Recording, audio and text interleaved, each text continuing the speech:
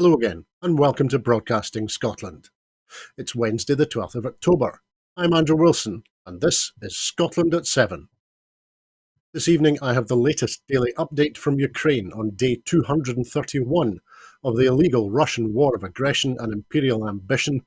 Then I will introduce our guest, and then together we will look at today's headlines from Scotland and around the world. At least 7 people were killed and 8 injured in a Russian strike on a crowded market in the town of Advivka, the governor of Ukraine's eastern Donetsk region has reported. Vladimir Putin has said Russia is ready to resume gas supplies via one link of the Nord Stream 2 pipeline that remains operational. 8 people, 5 Russian citizens and 3 citizens of Ukraine and Armenia, have been detained over the weekend's attack on the Crimea Bridge. Russia's Federal Security Service, the FSB, has named a senior figure from Ukraine as being behind the attack.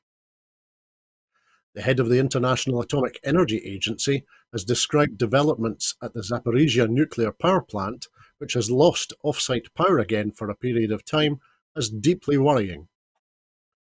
Ukraine's Ministry of Reintegration has confirmed that 37 Ukrainian children who were illegally deported to Russia have now returned home. The children had been deported from the Russian-occupied territory of Kharkiv region in August.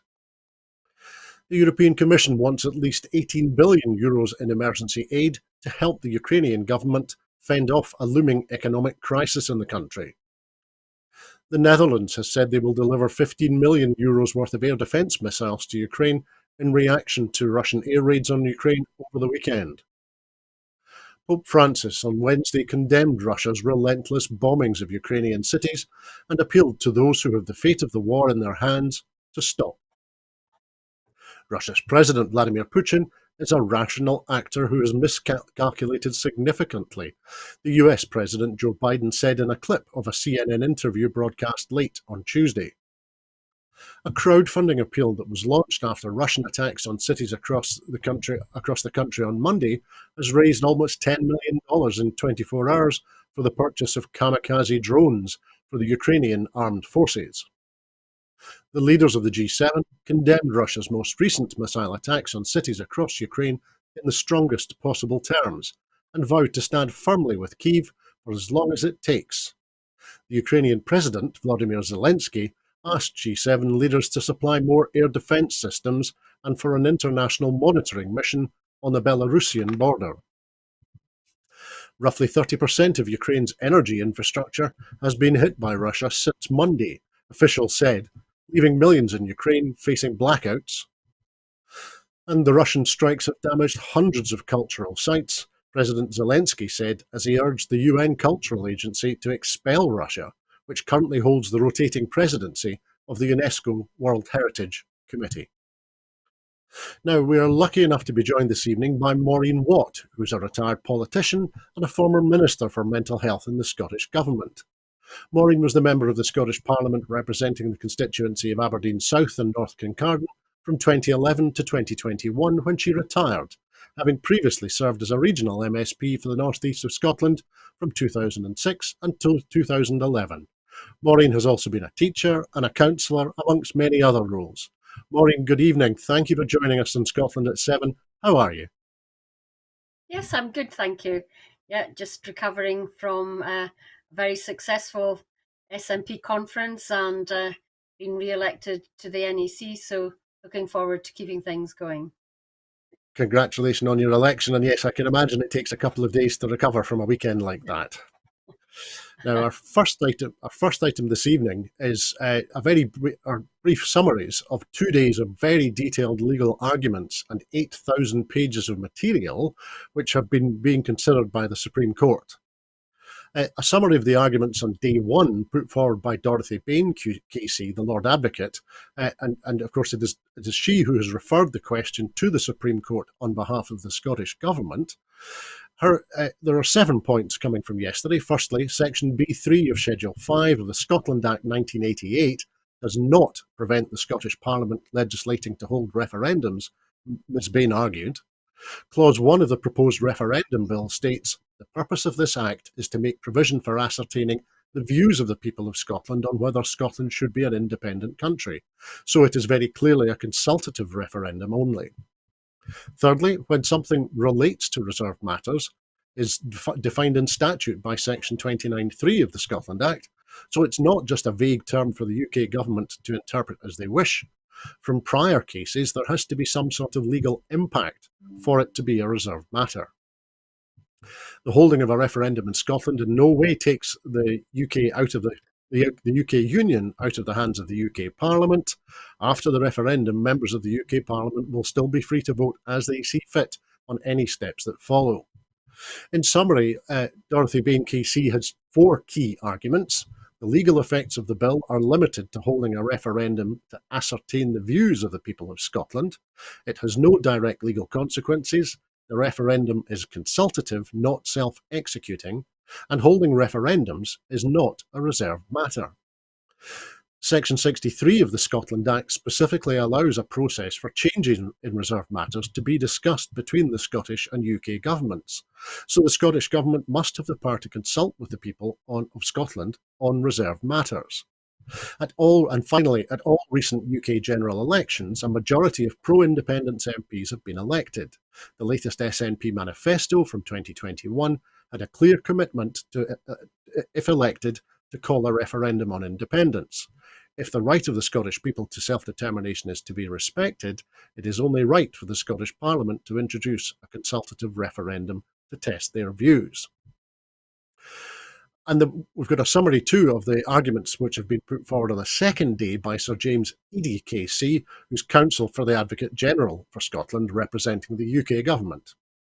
The question referred by the Lord Advocate to the Supreme Court asks, does the proposed Indy Ref 2 bill relate to reserved matters as defined under the Scotland Act? On day 1, the Lord Advocate had made her case that as the bill sets out plans for a consultative referendum only, it is not reserved. James Eadie used well over half his time today seeking to persuade the Supreme Court not even to accept the reference made by the Lord Advocate on behalf of the Scottish Government, asking instead that the court to decide on the legality of the draft bill, mainly on the grounds that the bill is still a draft. Much of this argument was based on extremely technical analysis of various provisions of the Scotland Act and the definitions of terms concerning the questions around reserved matters that can be referred to the Supreme Court. He was trying to suggest that the Lord Advocate was wasting the court's time and resources by trying to bring the question, and that she was in effect trying to use the Scotland Act in ways the UK Parliament never intended. But he faced many probing questions from the justices on the detail of his arguments. His effort was strongly focused on trying to persuade the court to refuse to even consider the question. If the court rejected his first argument, and thus opted to answer the question referred by the Lord Advocate, James Eadie KC argued as follows as to why he submitted the bill most certainly does relate to reserved matters, specifically the matter of the UK Union. He suggests the answer is obvious that the subject matter of the bill is reserved. He completely dismisses the Lord Advocate's argument that the referendum would be purely consultative. The subject matter of the proposed Indy Ref 2 is clearly the UK Union. It does not need minute scrutiny. The bill, he says, is clearly to further the Scottish Government's aim to end the Union. If the referendum goes ahead, it is clear that the Scottish Government will see it as clear support for their cause of seeking to achieve an independent Scotland. He quoted Nicola Sturgeon as saying she planned to introduce the bill to further the cause of independence. And finally, he accused the Lord Advocate of falling into numerous errors in her arguments.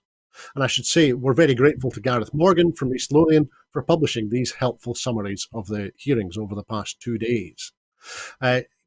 So Maureen, first of all, an overall comment. It seems that more time was spent in this case by the UK government on whether the Supreme Court should consider the Lord Advocate's reference at all, rather than on the substantive question about the legality of the proposed Indy Ref 2 bill. Certainly, James Eadie used most of his time on arguing that the court should not consider the reference at all. So do you think that emphasis in the arguments from the UK government, do you think that might tell us something? Well, Since the beginning of the proceedings, which are extremely complicated, and I can't say that I understand them all, and there's an awful lot of procedural language that I'm not sure anybody other than KC probably can get to grips with. But I have felt that throughout the UK's case has tried just to belittle what Dorothy Bain is bringing, and I think perhaps she used the words herself that the other side were trying to belittle the Scottish government's case, and you get the impression that they really haven't.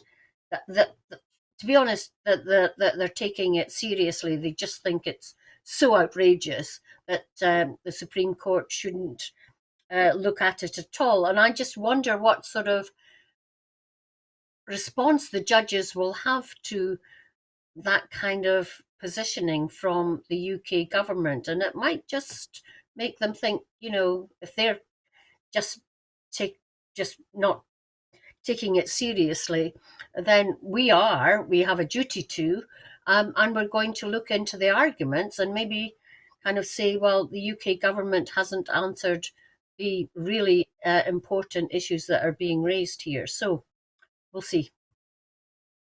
Well, that's a very good point that you make, Maureen. I was going to ask you and say to you, some people are commenting this afternoon that they are uneasy with James Eadie's language towards the Lord Advocate Dorothy Bain. People are saying that he seemed to be implying you're a silly little girl working for a tin pot government and you have the arrogance to waste all of these senior men's time on such a stupid case. Now, he didn't say that in terms. I'm paraphrasing, but some people are saying that view seemed to be at the heart of many of his arguments. And it's worth noting that Ms. Bain is only 2 years younger than James Eadie.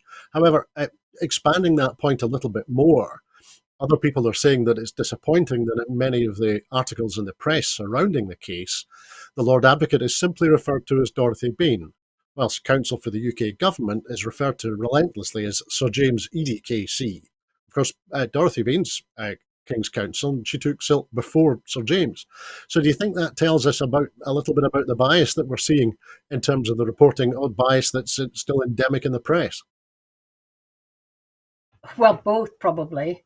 Certainly the bias that is coming across in the press. I mean, I was listening to one commentary on it, and um, the the commentator, I'll not name him, was mixing up arguments for and against independence with the court case. Now, the court case is not about for or against independence. It's about whether the Scottish government can hold a consultative referendum. And I think I'm right in saying that the EU referendum was a consultative referendum.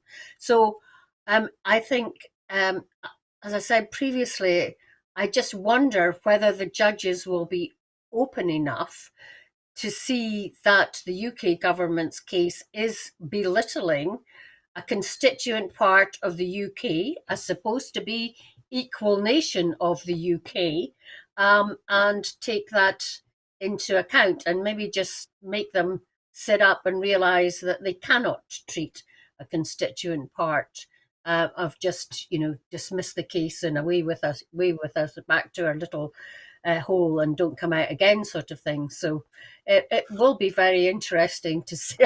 I wish I was a fly on the wall when they're making their deliberations on the case. That's a very good point, Maureen. And yes, you're right. The Brexit referendum was a consultative referendum. It wasn't self-executing. And actually, I think Lord Reid may well have been, or you have either been listening to Lord Reid or he's been listening to you, because towards the end of the proceedings today, he said, this reference is an extreme example of a constitutional issue of the utmost significance. So I think it's fair to say that we all wish the justices well in their deliberations. And remember that if you want to be notified about when the court is going to publish its decision, and if you want to make your views known about that, then you can register at timeforscotland.scot, and you'll be notified as soon as the court indicates that it is going to publish the decision. So that's enough lawyering for this evening, I think. So let's move on to our next item, because the UK government has set out plans for a temporary revenue cap on low-carbon electricity generators, which the industry said was a de facto windfall tax on renewable energy producers. Last month, Liz Truss said she was against imposing windfall taxes on businesses, but the UK government is now seeking to limit its energy price cap bill and raise revenues to fund their tax cuts. Electricity prices are typically set by gas, so the new plan would apply to low-carbon generators that sell their power at those high prices but do not need to buy any expensive fuel. The new UK government energy prices bill includes a temporary measure, the cost plus revenue limit, which will come into force at the start of 2023. The aim is to break the link between abnormally high gas prices and how much revenue low-carbon electricity generators receive during the current disruption in international gas markets. With household electricity bills effectively capped for 2 years and those of businesses and non-domestic users for 6 months, the main impact this winter will be on public finances and ultimately the taxpayer, the burden of paying the difference between the cap and the market rates for electricity. The bill provides the legislative means to deliver schemes already announced, such as the Energy Price Guarantee and the Energy Bills Relief Scheme, with extension to provide support in Northern Ireland. It also includes support packages for those not covered by these schemes, including those on alternative fuels such as heating oil, who are living in park homes, who pay landlords for energy, or who are not on heat networks. So, Maureen, first of all, this is one of the stark features of this crisis. The cost of wind hasn't gone up, but because of the way the energy market is regulated or deregulated in the UK, the price of electricity generated using wind has rocketed. That can't be right. It's all very confusing, but my take on it is that after her speech to the Tory party conference, somebody must have actually told Liz Truss that she got it wrong on Scotland and Scotland's need for other energy sources. Perhaps somebody told her that Scotland is now self-sufficient in renewable electricity. And then she thought, "Ooh, well, we can't have that. We'll have to do something about the renewable sources as well."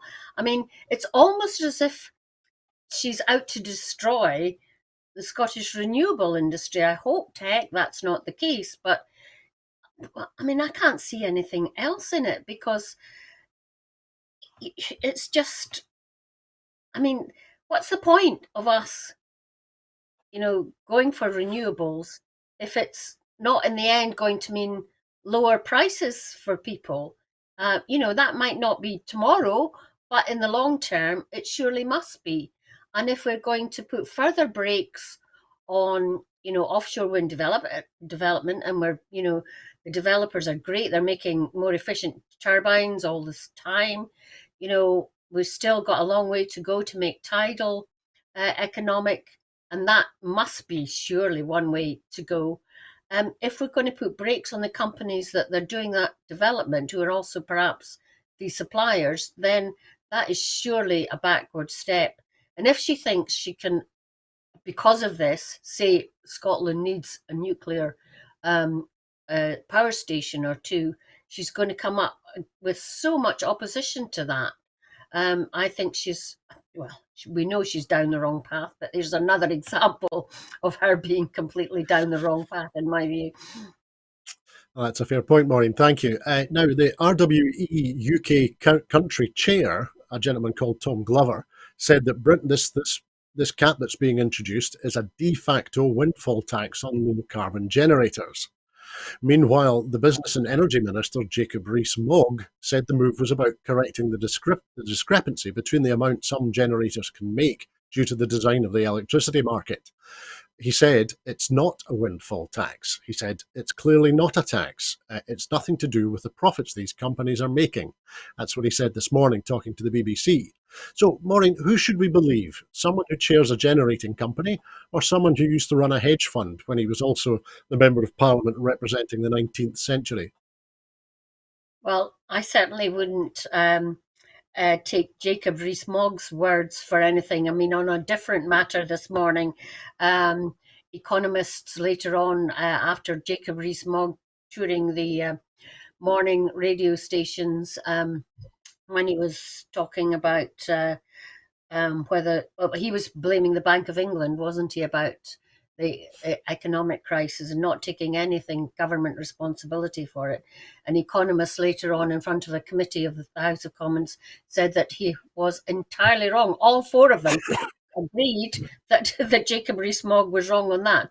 So I wouldn't take his words for anything. And even without much knowledge on much of what he was saying in relation to energy and the interest rates, you can almost hear him lying through his teeth, to be honest. Thanks, Maureen.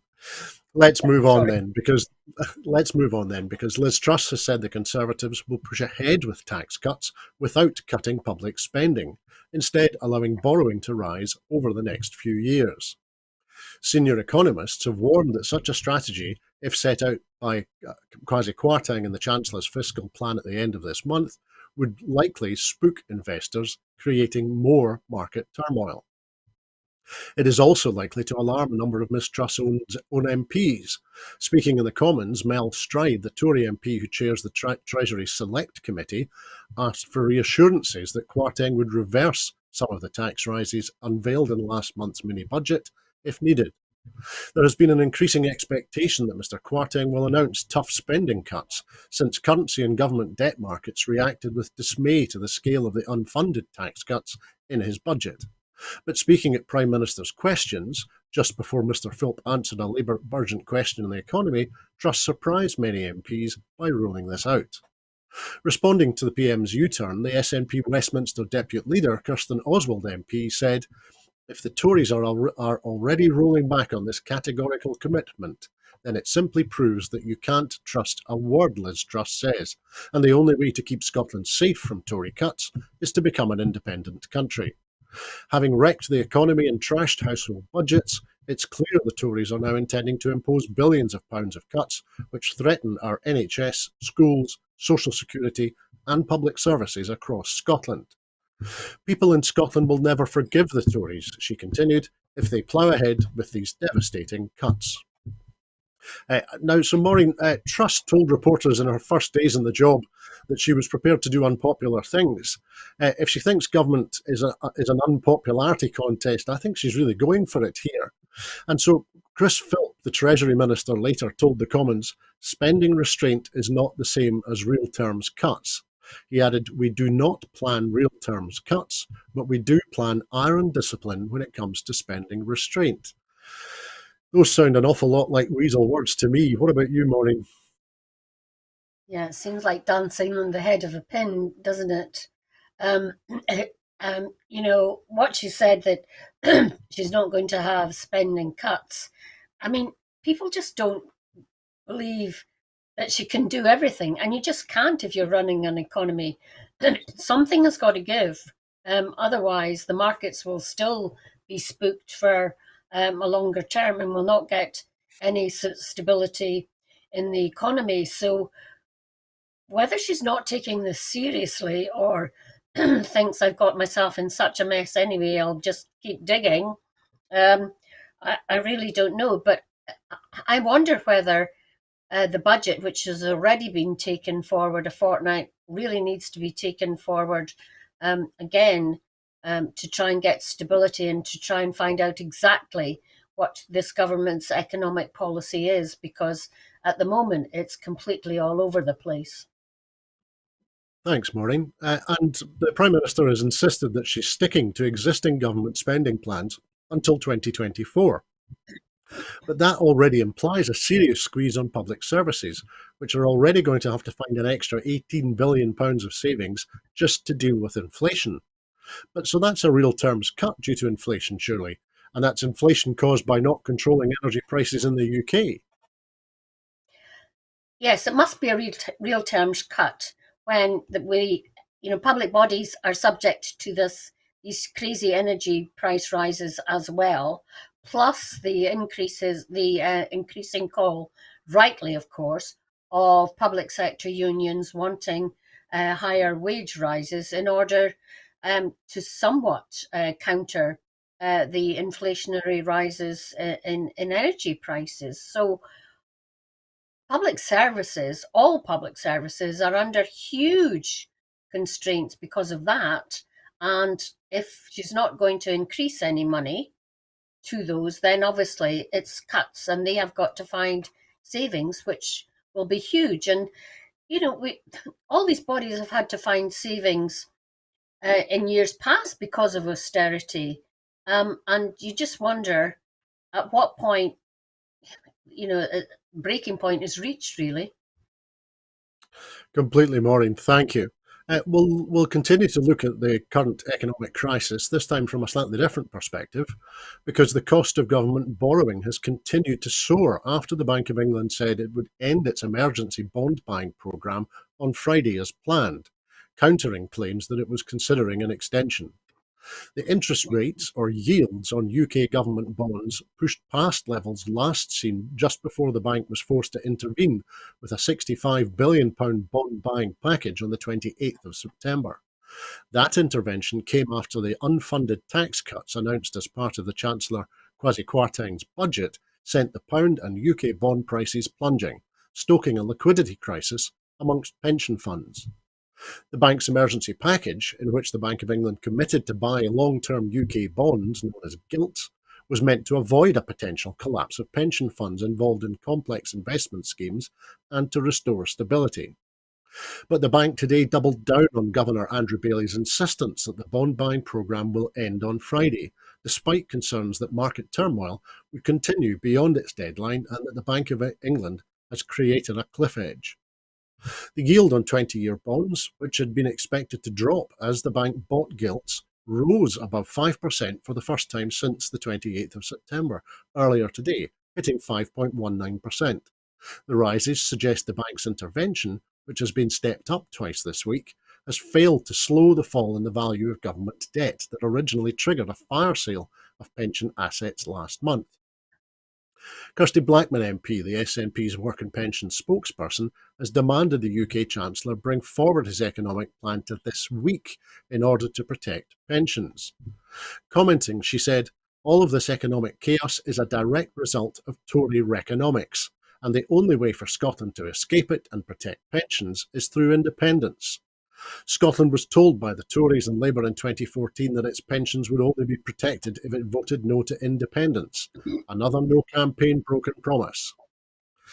So, Maureen, firstly, in terms of what the Bank of England is doing, as I said, interest rates or yields on government bonds pushed back past the levels last seen just before the bank was forced to intervene, spending £65 billion buying bonds. So, if the interest rates are going back up to those levels, the bank's just going to have to intervene again, isn't it? Well, yeah, I thought it was interesting that the Bank of England boss said that they were going to stop intervention. I mean, I can't recall ever in my lifetime where I was kind of a bit interested in economics, the Bank of England and the UK government being at such loggerheads with each other, which we have now. And normally you think of the Bank of England being very conservative and kind of trying to stay in the background and just keeping stuff in an even keel. But even they seem totally and utterly exasperated by what the UK Tory government under Liz Truss has done, and the fallout from it, which is continuing. And I mean, it isn't as if isn't very serious, because it's affecting every person's livelihood, whether it's increases in their mortgage rate, or young people never feeling now that they can get on the mortgage ladder. And one thing I wanted to say, Andrew, is we're told that this is affecting all Western European countries because of Ukraine and everything. Well, my daughter lives and works in Paris. She has done for the past 5 years, and together with her partner, they've just bought a flat. Their mortgage rate, now wait for this, is 1.86% fixed for 25 years. Now, people have been falling off their chairs when I've been telling them, because even getting something fixed for 2 years in the UK, up till now, even, never mind the crisis, has been very difficult. But that's happening in France now. And that shows you that not all countries are experiencing what we are in the UK under this Truss government. And, for people to say, as they did in 2014, we need to stay with the UK for stability, well, I hope at last people are wakening up and seeing that that's absolutely not the case. And we need a different style of government and a different style of economics that is fair and just. And it can be done. Look over to the continent. Thanks, Maureen. Those very good points, well made, and good reference to, as you say, both the way in which mortgages are funded in France, and I think it's the same in the US as well. The rate is fixed for the duration of the mortgage. But let's move on a little bit and look at the UK economy, because the UK's economy shrank by 0.3% in August from July, hit by a slump in manufacturing and by maintenance work that slowed the oil and gas sector, official data has showed. Giving a strong signal that the UK is entering recession, the Office for National Statistics said manufacturing declined by 1.6%, while the cost of living crisis appeared to hit hotels, restaurants, and the leisure industry. Industrial production in the 19 countries sharing the euro rose 1.5% in August from July, and output of capital goods such as machinery rose by 2.8% in August, revealing manufacturers boosting investment. Commenting, the SNP's Business, Energy and Industrial Strategy spokesperson Stephen Flynn MP said, "These statistics show Scotland and its businesses would be better off as an independent country inside the EU rather than continuing to suffer under the Westminster Tories' rule and their Reconomics." Scotland was dragged out of the EU against its will, he continued, and continues to suffer the damage of Westminster policies, making the rich richer at the expense of low and middle income households, and a hard Brexit pushed through by the Tories and Labour. So, Maureen, firstly, Charlie Bean, who's a former Bank of England Deputy Governor, said the economy was sliding towards stagnation. Speaking to the BBC, he added that the contraction was likely to be short-lived if the government pressed ahead with a large injection of extra money into the economy in the form of tax cuts.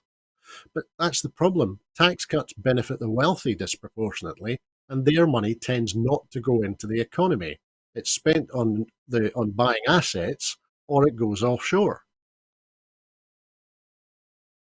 Yes, absolutely. I mean, I heard somebody saying that tax cuts to the rich, and that the rich will go and buy fighting from Italian manufacturers rather than more homes, and that's exactly what you said, Andrew. Is likely to happen. The rich don't spend their money, whereas if you give it to people who are less, they are going to be spending it in the economy. It's just, I don't, how many more lessons do the Tories need that trickle down economics simply doesn't work? But they don't want to listen, do they? Because they just want to look after their own rich pals, and the rest of us can go to hell in a handcart. Even if Liz Truss at the Tory conference had said, instead of saying growth, growth, growth, said sustainable growth, growth, growth, some of this might not have happened. But at what point will you be asked, well, how long are you going to give this idea to run to make for growth to happen before you realize that this policy isn't going to work? I mean, because the effect could be very much worse if it's allowed to continue even up to when she really has to go, which is 2024. That's 5 years for an election. Can the country, sustain that without huge numbers of people falling into abject poverty and lives being lost? Thanks, Maureen. It certainly feels sometimes that we're on a path straight back to the late 1920s and the early 1930s with this government from time to time. So thank you. But let's move on now, because Iranians have been keeping up anti-government protests today, despite an increasingly deadly state crackdown, as the supreme leader, Ayatollah Ali Khamenei, dismissed the demonstrations as scattered riots planned by Iran's enemies. Protests ignited by the death of 22-year-old Mahsa Amini while in the custody of Iran's morality police on the 16th of September have turned into one of the strongest challenges to the clerical leadership since the 1979 revolution. One video on social media showed a crowd of at least 100 people blocking a road in central Tehran, shouting by cannon, tank, or firecracker, "Mullahs must get lost," while another showed dozens of riot police deployed in a Tehran street where a fire was burning. Tear gas was fired during a protest outside the Lawyers Association in Tehran, where demonstrators who appeared to number in the dozens had chanted, "Women, life, freedom." In an apparently coordinated effort, activist groups called for protesters to gather from early afternoon, breaking the pattern of nighttime demonstrations that have prevailed since the unrest began, sweeping Iran nearly 4 weeks ago. While observers do not think the protests are close to toppling the government yet, the unrest has underlined pent-up frustrations over freedoms and rights. Mahsa Amini's death has struck a nerve, bringing a broad sweep of Iranians onto the streets, with protesters expressing anger at the heavy-handedness of morality police and saying the victim could have been anyone's mother, sister, or daughter. The Norway-based Iran Human Rights Organization said the death toll had increased to at least 201 civilians during the unrest, including 23 minors. Its previous report on October the 8th had put the death toll at 185. And in fact, a charity in Iran today said at least 28 children have been killed in the unrest since the demonstrations began. The Tehran-based Children's Rights Protection Society said in a statement on Monday that 28 children had been killed in the protests, with the largest number in the southeastern province of Sistan-Baluchistan, which borders Afghanistan and Pakistan. So, Maureen, as I was saying, in an apparently coordinated effort, the activist groups called for protesters to gather from early afternoon, not during the night, in a change of tactic from that which has prevailed since the unrest began nearly 4 weeks ago. Does that suggest to you that the protesters are getting bolder and getting better organised? I hope so. And I think I was very proud of the SNP conference after great speeches from Fatima and our former refugee Roz, that giving our support as a party to the people fighting for their freedoms in Iran. It's interesting how the flashpoint was about Mahsa Amina's death as a result of not wearing the hijab, and things have totally escalated from there. And it just shows that dictatorships can oppress people and rule by fear for so long, but I think that the human spirit will eventually come through, and people want to be able to express themselves and do what they feel perhaps comes naturally to them, and have free speech and the ability to live their lives as they really would.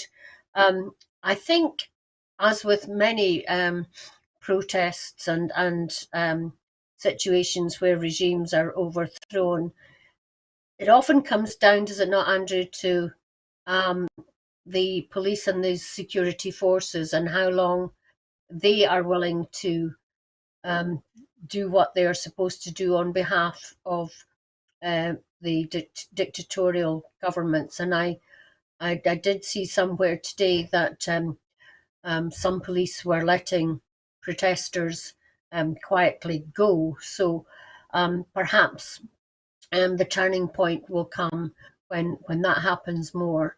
But perhaps it might be long drawn out, like in other situations that where this happens.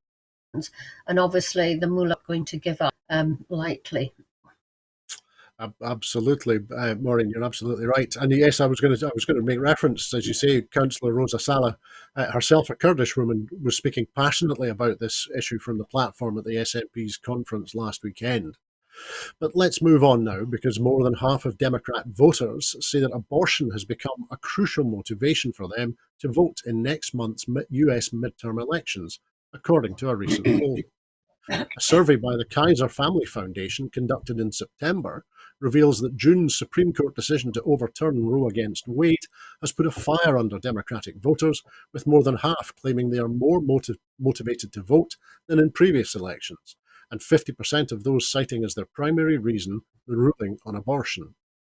This is a steep increase since May, when the ruling on Roe against Wade was the primary motivating factor to vote among 30% of voters and 43% in July. In May, a leaked draft exposed that the Supreme Court was preparing to overturn Roe against Wade, sparking protests across the country. The next month, the court followed through in the case of Dobbs against the Jackson Women's Health Organization. Among Republicans, the primary motivating factor to vote was the economy. In its September survey of slightly more than 1,500 American adults, the Kaiser Family Foundation collected strong opinions among both parties about why they were most motivated to vote. Voters also told the poll they wanted candidates to talk more about abortion. Abortion remains an important and growing issue among women, while a little less than 50% of women said they are more motivated to vote this year than previously. Almost 60% said it's because of the overturning of Roe against Wade. The poll found the racial group most voted to vote was white voters, making up a little more than half. Latino voters were the least motivated. Between the parties, Republicans were more motivated to vote in these midterms than Democrats, although the difference was slight. So, Maureen, is this a surprise that abortion rights, the protection or the destruction of abortion rights, are a key motivator, given that more than 50% of Democrat voters will be women? No, it's interesting. I mean, we were talking about touch papers and flashpoints, and obviously, this is something that is something that has come to dominate politics in the US, even over the economy, for obviously very many people. And it would be really interesting to see what the outcome of the vote is. And clearly, the Democrats are wise to major on this issue if it's seen to be such an important subject to so many. And it's not just women. I mean, women influence their menfolk, and if it's talked about properly in discussion, surely men will come to see that they need to support women in their basic rights too. It's surely only in very fundamentalist Republican households that this wouldn't be the case. So, it'd be very interesting, and you can see how the Republicans are very much on the back foot on this. You said that the Supreme Court might overturn their decision. That would that not be really unprecedented and a really, a first, I would think. And well, I'm not sure if it's a first. I don't know it well enough, but it really would be quite something if that decision was to be overturned, and would show that politics interfering with court decisions. It's a very difficult situation, I would have thought, but should just wait and see the outcome of the November elections. Well, absolutely, Maureen, yes. And you mentioned Republican households there. So I was also going to ask you, is it a surprise that, in contrast to Democrat voters, the primary motivating factor to vote amongst Republicans is money, or the economy at least? No, it's not surprising at all. It's the same with right-wing parties here, is it not? That is the thing that people think about more than justice and human rights. It's very far down the voters' priorities, right-wing voters' priorities. Money talks, and perhaps it's the only thing that talks. in many very right-wing households and parties. Very true, Maureen. Very true. Let's It's move on now. important. It's very important, but it's very important. But so are yeah, basic human rights as well. Well, completely. Thanks, Maureen.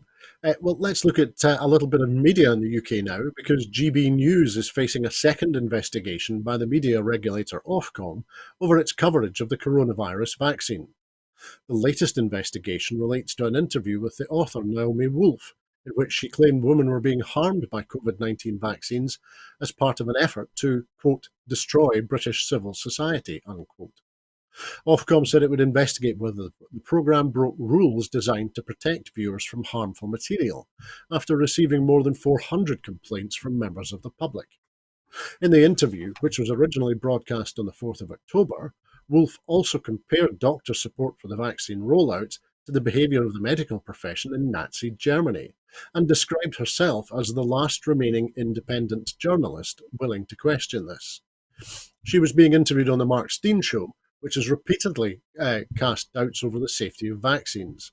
Steyn's claims that the jabs cause every conceivable kind of damage has been disputed by fact-checking websites. He is already the subject of a separate Ofcom investigation over previous comments about vaccinations. So, Maureen, Naomi Wolf began as a prominent feminist writer, but in recent years her career has perhaps taken a hit after she wrote a book partly based on a misunderstanding of English court records. And since then, she has veered into the world of conspiracy theories about the impact of 5G telephone masts and the coronavirus vaccination programme. So, thinking not particularly about Ms. Wolf, but as an example, what is it that takes people, do you think, into this world of shadowy conspiracy theories? Yes, you do wonder how pretty intelligent people even seem to manage to get down rabbit holes on all sorts of things. You can think of the gender critical and the GRA stuff in Scotland, but it does seem that channels like the newer channels like GB News and others have no concern about whether what their contributors and panelists and commentators say is correct or not, and they don't seem to have a correct button. My concern would be that Ofcom have the guts and the ability to really crack down on organisations like GB News and other right-wing news channels that are springing up, and what they do to really put the brakes on them, and without because as soon as that news is out, then it can be spread further afield, and it's very difficult to claw back and put fact checks on things like this. And is it a sign of our times that the right wing seem to be just saying what they like, totally and utterly unfettered, and we're going to have to suffer the consequences of that? That's what really worries me in the longer term. That's a very good question, Maureen. Now, Ofcom said it would investigate whether that programme broke the rules designed to protect viewers from harmful material, after receiving more than 400 complaints. Would it be fair to say that you can describe much of GB News' output as harmful? It certainly increases my blood pressure faster than the price of electricity goes up. Well, when you see some of their commentators, and I better not name any, just getting away with saying absolute rubbish, and you only have to listen to other news outlets to realise that some of the stuff that they come away with, but they seem to be just living in their own wee world of self-belief, and nobody else hopefully believes them, or well, I hope that. But increasing numbers of people will just flick through to GB News and maybe listen to snippets, and get the wrong end of the stick. And if you're not having a panel of commentators like other news outlets will tend to have, or one person giving one view and then subsequently another person giving another view, then you are absolutely going to get a balanced, impartial view of things from these outlets, which is really worrying. That's a very good point, Maureen. Thank you. We'll come back to Scotland now for our final item this evening, because over 1 million vaccines have been delivered to protect against the latest strains of flu and COVID-19 in the latest efforts to relieve pressure on the NHS over the winter. Frontline healthcare staff in the country's most vulnerable have been immunised at speed, with 80.2% of all care home residents being fully vaccinated since the rollout began in September. The next groups in line for their vaccines, over 65s and those at high risk, are receiving a scheduled appointment, and 50 to 64-year-olds will soon be invited to book an appointment. Anyone who has missed an appointment can reschedule through the NHS Inform online booking portal. The COVID-19 vaccine is being given at the same time as flu jabs where possible, and so far 94% of those invited have had both at the same appointment. Over 2 million Scots will be offered both vaccines over the next 3 months, a pace that aims to maintain Scotland's place as a leading nation on vaccine uptake. The Health Secretary Hamza Yousaf said, "This impressive uptake is testament to the frontline staff who got us through the pandemic and continue to protect our population and the NHS from the threats that winter brings. Scotland remains steadfast in the effort to protect everyone, continuing the huge success of the vaccination programme since it was first rolled out in December 2020. So, Maureen, the COVID vaccine is being given at the same time as the flu jab, where possible, and 94% of those invited have had both at the same appointment. Over 2 million Scots will be offered both vaccines over the next 12 weeks, a pace that aims to maintain Scotland's place as a leading nation on vaccine uptake. Now, do you think is that programme likely to work, or do you think have folks got complacent, or have they got frankly bored with COVID? No, I don't think so. I don't think the population has got bored with COVID, because I think everybody knows someone who has caught it again sometimes, rather than just the first time. Recently, there were people that I know who couldn't come to the SNP conference because they'd contracted COVID in the days prior. So it's still very much around. And I think the health boards have been fantastic in the way that they've sent out letters giving people plenty notice, offering them alternatives very quickly, or alternative venues if one venue involves too much walking and things, which has happened in my own wider family. So I think that people realise, and I hope more and more people realise, that the best thing that we can do now, instead for clapping for the NHS, is getting our booster vaccines to help the NHS cope better through the winter, which was obviously going to be a strain anyway. But we could avoid further strain on the NHS if everyone takes up their invitation to get both their flu and COVID vaccines. Thanks, Maureen. And that was one point I was going to ask you about. As you were saying, frontline healthcare staff and the country's most vulnerable have been immunised at speed. 80.2% of all care home residents are fully vaccinated since September. So do you think after that will come over 65s and those who are at higher risk, and then 50 to 64-year-olds? So do you think, in light of what we've learned during the previous years of the pandemic, does that prioritisation of the vaccination programme, does it make sense to you? Oh, absolutely, absolutely. I mean, the older you get, the more, well, the less likely maybe you are to be able to fight things off, because you may suffer from other ailments as well. So absolutely, after care home residents and frontline workers, going through the age groups, I think is very much the best idea.